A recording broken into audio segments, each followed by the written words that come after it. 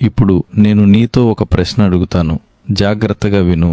నువ్వు అనుకుంటున్న కష్టాలు, ఆలస్యం, ఒంటరితనం, అర్థం కాని మార్గాలు యాదృచ్ఛికమా, లేక దేవుడు నిన్ను ఏదో దానికి సిద్ధం చేస్తున్నాడా?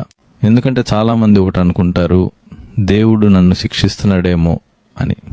కానీ బైబిల్లో మనం చూస్తే దేవుడు ఎవరిని వాడుకోవాలో ముందు వాళ్ళని విరగదీస్తాడు, లోపల మారుస్తాడు, నెమ్మదిగా సిద్ధం చేస్తాడు. ఈ మాట వింటే కొంచెం భయం వస్తుంది, కానీ ఇందులో ఒక గొప్ప ఆశ కూడా ఉంది. నువ్వు ఈ వీడియో ఇక్కడ ఆపకుండా వినాలంటే ఒక్క కారణం చాలు. దేవుడు నిన్ను వదిలిపెట్టలేదు కాబట్టి ఈరోజు నీ జీవితం ఎందుకు ఇలా ఉందో, నీ ప్రార్థనలు ఎందుకు వెంటనే జవాబు రాకుండా ఆగిపోయాయో, నీలో ఎందుకు ఒక లోతైన అసంతృప్తి ఉందో, ఇవన్నీ కలిసి ఒక మాట చెబుతున్నాయి, దేవుడు నిన్ను సిద్ధం చేస్తున్నాడు.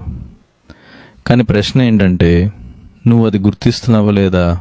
ఇప్పుడు బైబిల్ వైపు చూద్దాం.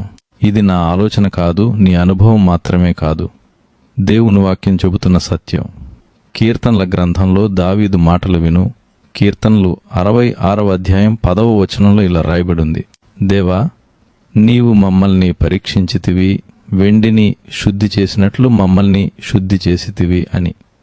ఇది చాలా సాధారణ మాటలా అనిపించవచ్చు, కానీ దీని లోతు భయంకరమైనది.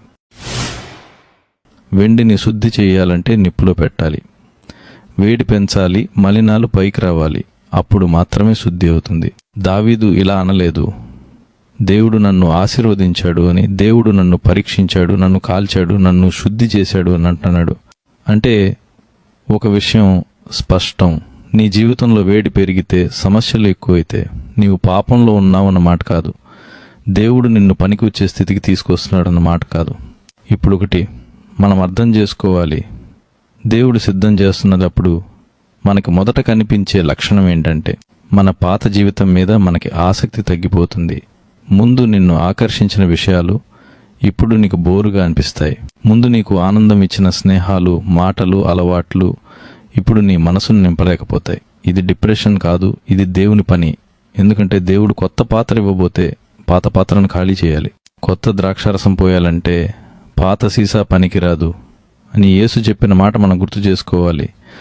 దేవుడు నీలో ఉన్న పాత కోరికలను నెమ్మదిగా తీసేస్తున్నాడు.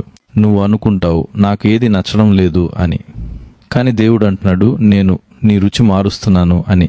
ఇది సిద్ధం చేసే ప్రక్రియలో మొదటి సూచన. ఇంకో లక్షణం ఏంటంటే, దేవుడు నిన్ను సిద్ధం చేస్తున్నప్పుడు నిన్ను